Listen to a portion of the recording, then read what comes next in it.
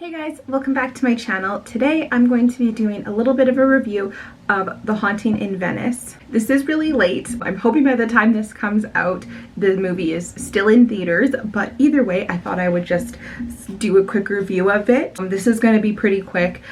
But overall, I really liked this movie. I actually have been really enjoying the Kenneth Branagh versions of the Hercule Poirot movies. I love the original movies. I actually haven't seen the original Murder on the Orient Express, but I have seen Death on the Nile and Evil Under the Sun, which I loved both of them. And I've seen the new Murder on the Orient Express and Death on the Nile. I really liked both of them. However, specifically Death on the Nile, because those ones I have I can compare both of them from the original to the new. I really liked both of them. However, the original is definitely superior to the new one. It's still very, very good. There's just a couple things that if you know the story, there's clues that are given away throughout the movie that if you know the movie and you know the story, you pick up on it right away. And I feel like they could have changed a few things to make it a little bit less obvious of certain things. Where with the original, obviously they give these clues away, but you don't pick up on them until you're second time viewing the movie, because you don't realize that they're actually giving away clues and stuff. But the new ones are still very, very good, and I'm very much enjoying them.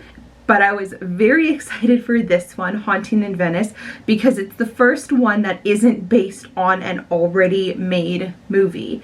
And so it has nothing to compare itself to, and I thought it was just going to be so fun to see something brand new and original, and I think this was probably my favorite. And is that because it has nothing to compare it to? I don't know, but either way I really, really liked it, and I really liked that it was supposed to be spooky and it was supposed to be also a ghost story, and the entire time you're watching it you're kind of on the fence of, is this real? Is this actually happening? Are there actually spooks about and stuff, or is there a logical explanation to what's going on? I'm not gonna spoil anything, but just know I really liked it. I thought it was so good, and it definitely had its spooks and it definitely had its jump scares, which I really liked. It just felt a little bit different than the other two movies in the sense that this one was spooky and a ghost story opposed to just a murder mystery. Similar to the other two, casting is incredible.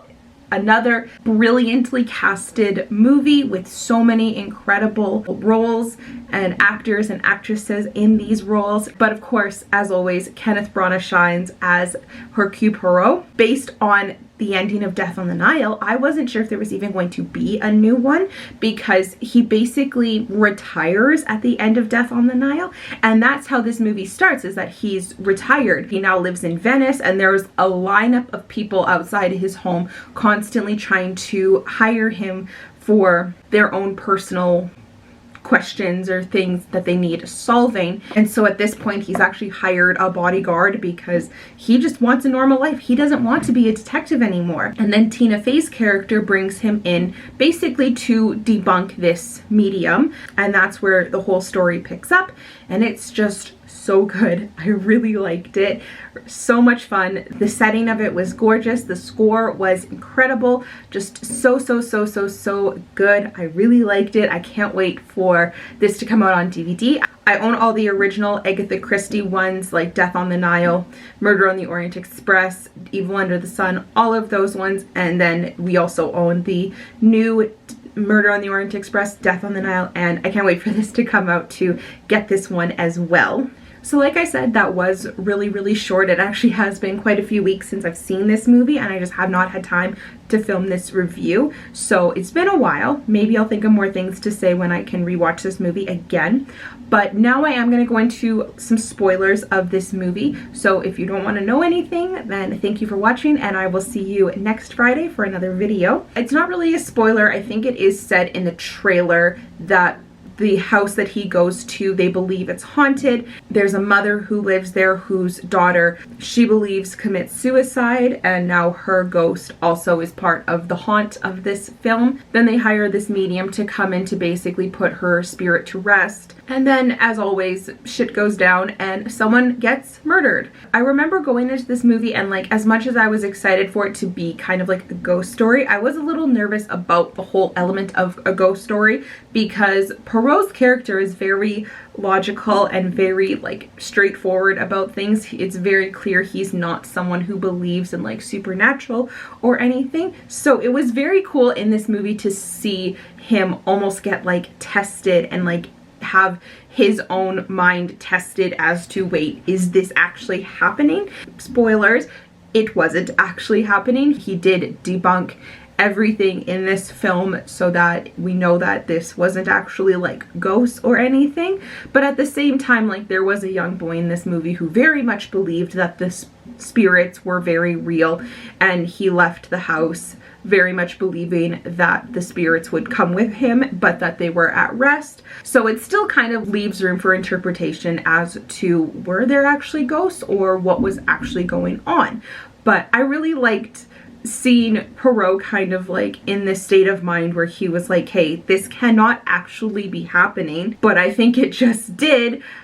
What's going on? And I really liked seeing that side of him and liked seeing him confused and like flustered and not knowing what to do or what the heck was even going on. But I thought it was like a really cool, like, different side of Poirot that we haven't seen before, because like I said, he's a very smart man, he's very logical, and so everything he does is like ABC as to how things are, and this kind of was just like the one thing is making him not believe things are always A, B, and C anymore. So anyway, that is going to be it. Like I said, that was very short. I've been filming for like 9 minutes. I feel like I'm gonna edit this down to like 5. But either way, I really liked this movie. I can't wait for it to come out. And based on the ending where he basically picks back up where he left off as a detective, I hope that means that there's going to be more, because as much as the original actor, whose name I am blanking right now, if Sam was here, he would know, but Sam is not here. If Sam was here, he would know the original actor. He was like an incredible Poirot, but Kenneth Branagh is just doing an absolutely amazing job in this role as well, and as the director of these films. I hope there's more, because I am loving these movies. Well, that's going to be it for now. Thank you guys so much for watching this video. If you liked it, I would love it if you would like and subscribe. I post new videos every single Friday, and I would love to have you here. Thanks for watching. I'll talk to you later. Bye, everybody.